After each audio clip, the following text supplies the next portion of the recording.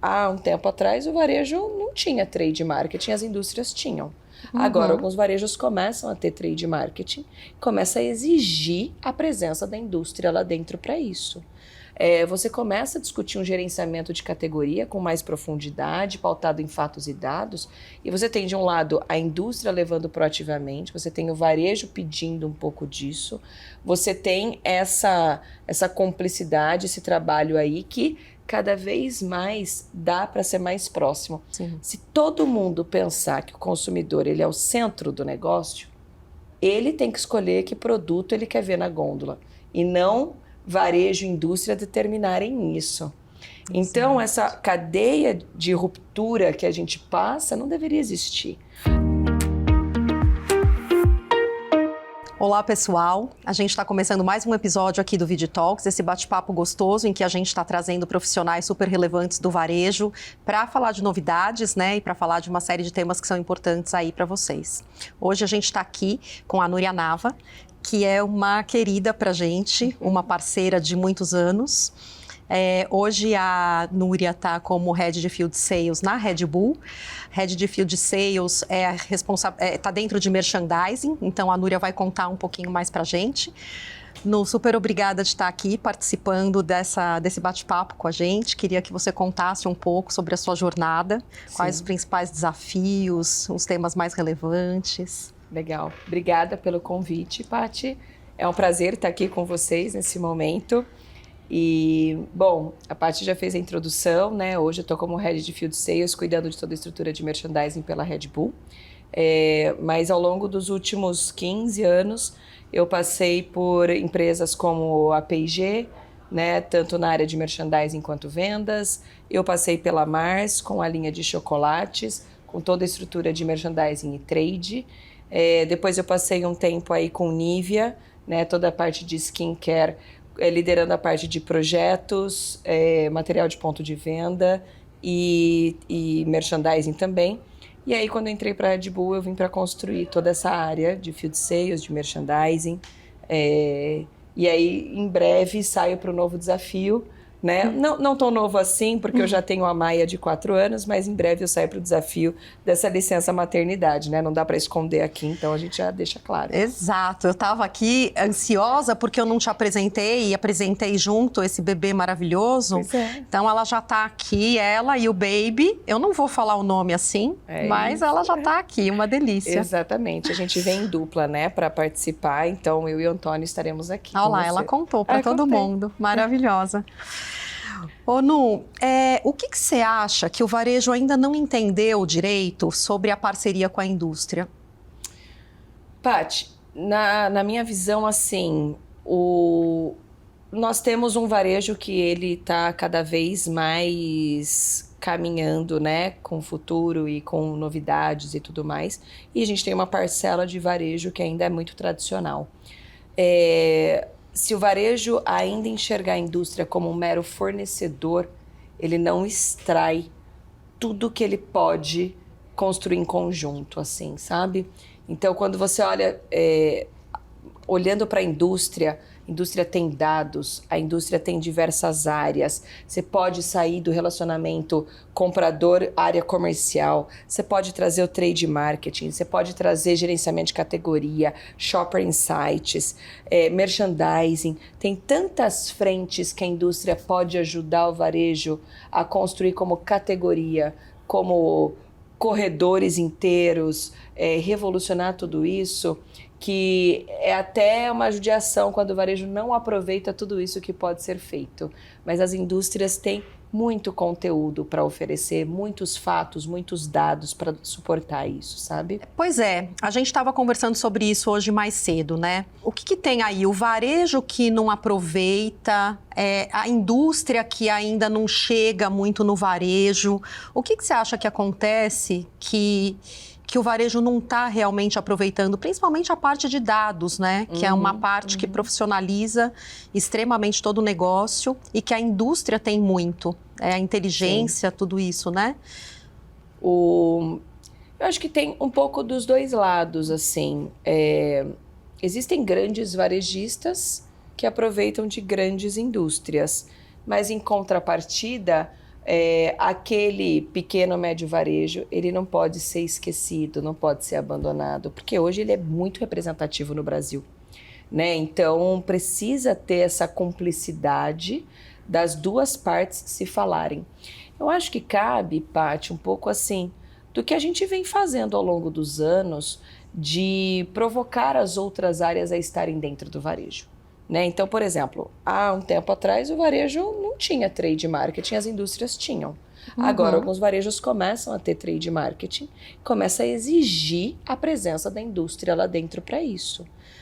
Você começa a discutir um gerenciamento de categoria com mais profundidade, pautado em fatos e dados, e você tem, de um lado, a indústria levando proativamente, você tem o varejo pedindo um pouco disso, você tem essa cumplicidade, esse trabalho aí que cada vez mais dá para ser mais próximo. Ao mesmo tempo, fugindo um pouco do trade marketing, você tem áreas como supply chain, você tem áreas, né, hoje a gente chama muito de customer collaboration, né, que é a área que a gente fala de abastecimento. Se você olha, coisa simples, não preciso ir muito, né, viajar demais. Se você olha a ruptura em loja, puxa, a ruptura em loja você fez um pedido, né, eu tenho que vender para você, e aí existe uma cadeia para esse produto chegar até a ponta final para o consumidor. Sim. Se todo mundo pensar que o consumidor ele é o centro do negócio, ele tem que escolher que produto ele quer ver na gôndola, e não varejo e indústria determinarem isso. Então, essa cadeia de ruptura que a gente passa não deveria existir. Essa seleção de produto, não quero esse produto A, eu quero aquele produto B. A gente tem que entender assim, aonde tem maior giro, onde tem maior rentabilidade, aonde tem maior venda. E a gente tem que garantir que pelo menos esse mix mínimo ele esteja presente em 100% das lojas, e que todo esse fluxo de chegada de produto não se perca ao longo da trajetória. Então você olha que isso é 360, né? Isso é o comprador, o comercial, o supply chain, o merchandising, fazendo essa roda girar. Trade marketing, todo mundo em conjunto, sabe? Exato. Então, para mim, é processo natural da turma se comunicar. Perfeito. Falando sobre esse ponto, né? Você passou por algumas empresas que são empresas globais, que têm um mindset preparado para o trade marketing. Mas olhando para o mercado em geral, eu tenho uma sensação que o trade marketing ainda é visto como uma linha de custo. Não sei se você tem essa mesma percepção. Sim. E como é que essa mentalidade pode e precisa ser mudada, né? Exato. No momento de aperto, com muitos anos de merchandising em várias indústrias, no primeiro momento de aperto, a coisa mais rápida é corta a linha de merchandising, né? E quando a gente olha para o trade no geral, você passa por um pouco dessa situação, né? Corta grana de promoção, corta alguma... Então, para mim, como é que a gente foge um pouco disso, né? Na linha da tua pergunta, mostrando dados. Mostrando dados, você vai trazer... Mostra cases de sucesso, sabe? Prova que aquilo realmente faz sentido. Conta um pouco dessa história boa do outro lado da moeda, né? Então, assim, você vai fazer investimento. Preciso fazer um investimento, porque eu vou trazer ROI, vou trazer mais sellout, vou trazer mais rentabilidade, aonde quer que seja seu KPI, sua métrica, prova isso com dados. E aí você sai da linha do trade é um gasto, é uma despesa, e passa a ter o trade como um investimento, um aporte de, às vezes, até médio e longo prazo. Exato. Você acha que isso, que eu concordo com você, é fundamental, né? Tá mais na mão da liderança ou de quem está responsável, da alta liderança, né? Uma questão mais cultural da empresa? Ou você acha que está muito na mão mesmo dos heads, de quem é o head de trade, de pegar mesmo essa bandeira e fazer acontecer, né? Olha, quando você tem dor de dono dentro de uma empresa, está na mão de cada um. Do promotor até o presidente. Se você tem a dor de dono e quer fazer o negócio acontecer, tá na mão de todos, sabe? Defender o seu potinho de ouro. Claro que, por exemplo, no meu papel de head da estrutura, eu quero defender o que é bom como companhia. que é bom para a companhia neste momento, que vai resolver uma situação do varejo, mas que vai chegar no meu consumidor final, porque o objetivo meu e do varejo é o mesmo, a gente quer vender mais. Claro. Se a gente quer vender mais, como é que eu vou fazer isso acontecer? Putz, então eu preciso de mais promotor, eu preciso de mais investimento, preciso de mais dados, mais pesquisa, o que quer que seja a minha linha de frente. Se isso vai me fazer vender mais e chegar no objetivo final que é comum aos dois, tem que levantar essa bandeira. Mas cabe a todos, assim, sabe? A dor de dono, para mim, é uma dor de pertencimento, assim, de todo mundo correr atrás para que o objetivo seja mútuo, né? Exatamente, é bem isso. Né? E é uma dor ainda, né? Agora, pensando na transformação digital, né? Em tudo que a gente já está aqui, presente, não é futuro. O que você acha que é mais difícil? Inovar na execução ou convencer o varejo de aceitar essas mudanças? Eu acho que convencer o varejo, porque eu acho que um está ligado no outro. Eu posso posso inovar na execução o quanto eu quiser. Se o varejista não comprar essa ideia, não vai. Eu morro na praia, né? Não faço acontecer. Então, para mim, o convencer o varejista de que aquela ideia é bacana, né? A gente comentou um pouquinho aí, mostrar um case de sucesso. Olha, fiz essa execução, essa ação inovadora e tudo mais. Olha o resultado que trouxe. Quero replicar, quero trazer um benefício para você.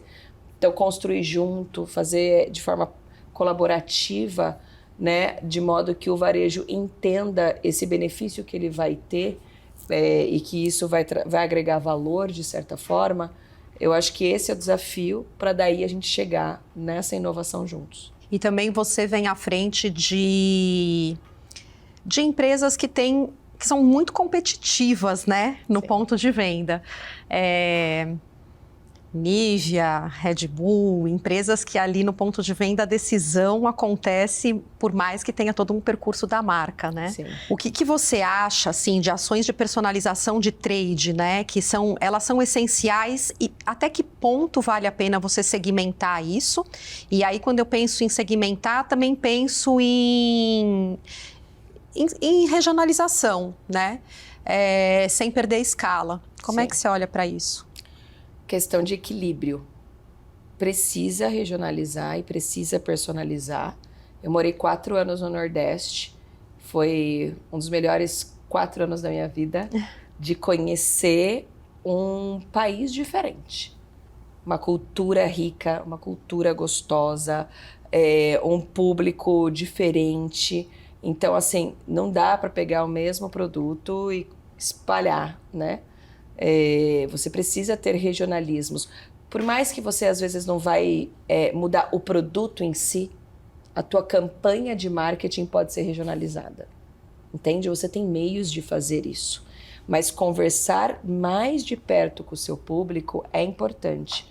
O ponto-chave que eu falo de equilíbrio para não perder a escala é que se você clusteriza, funciona um pouco melhor. Você não precisa ir, né, naquele pequenininho individual, porque você realmente vai perder escala e aí você não consegue abraçar o mundo. Mas só o fato de clusterizar, só o fato de regionalizar, só o fato de tratar diferente as regiões, os fatos, os dados, né? Poxa, e mesmo você olha até não só regiões, você olha canal. Você tem cash and carry diferente de varejo, você tem farmácia diferente de bomboniere. Então, assim, não dá para você trabalhar todos iguais.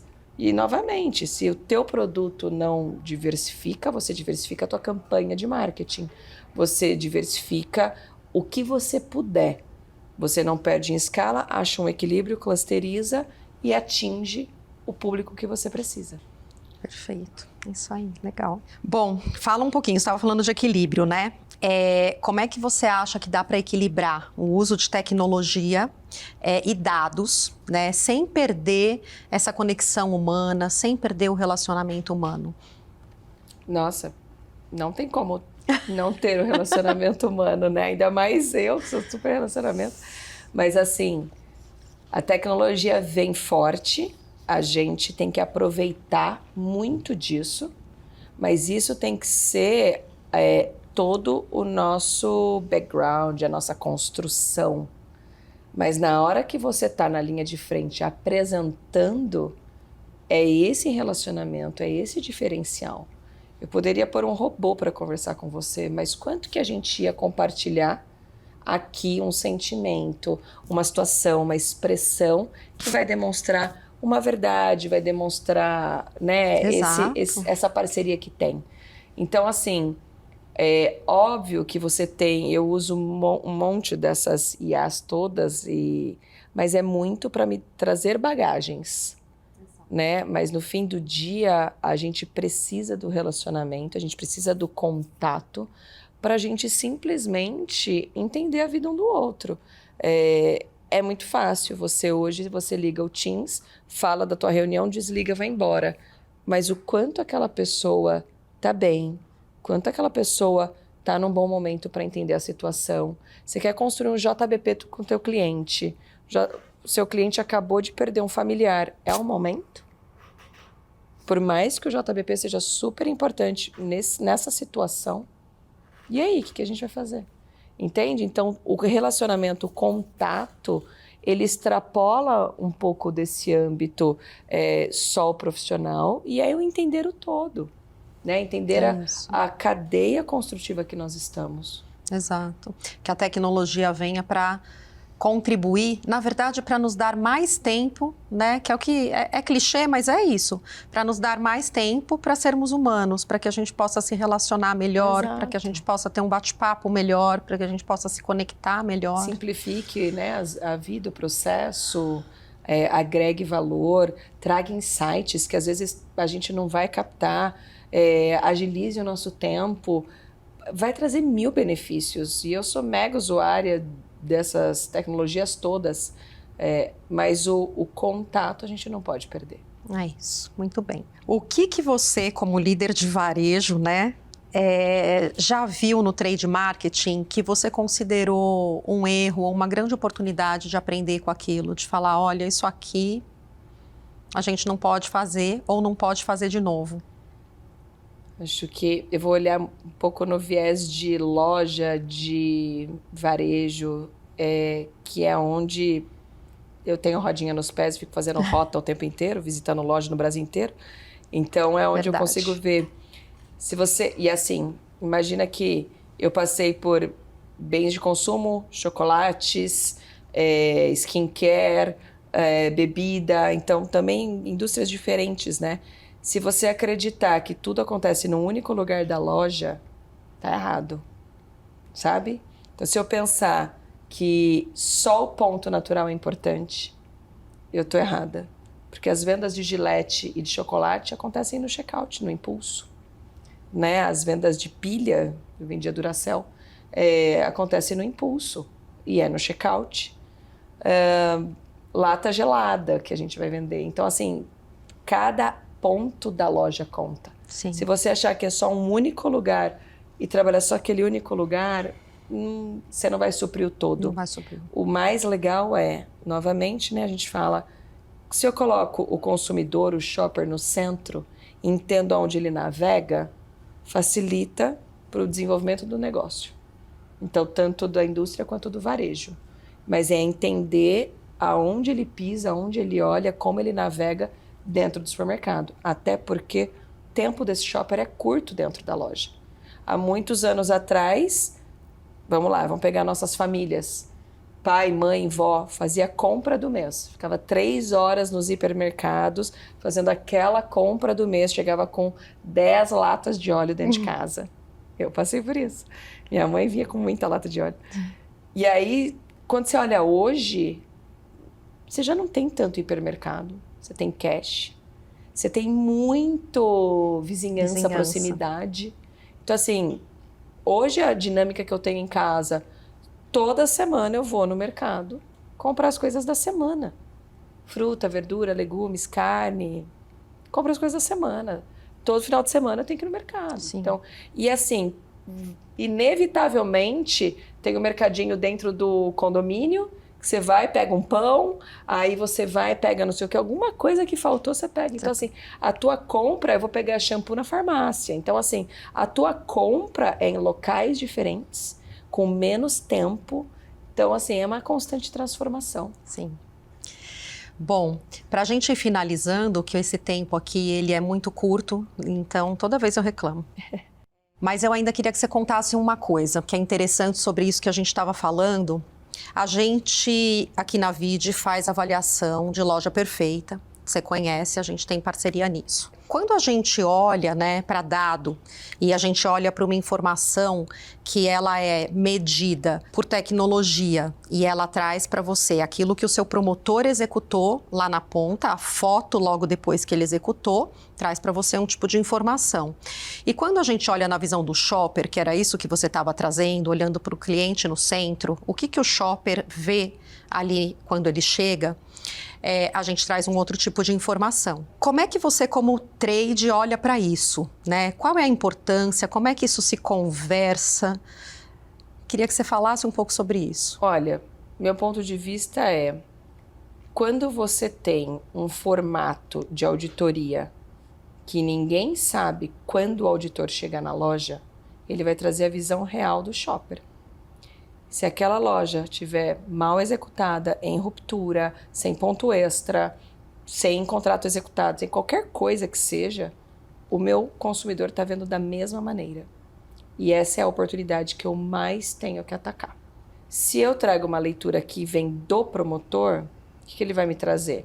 Ele vai preparar toda a loja, né? Vai abastecer tudo, vai organizar tudo para depois trazer a visão. Eu consigo fazer uma comparação de antes e depois.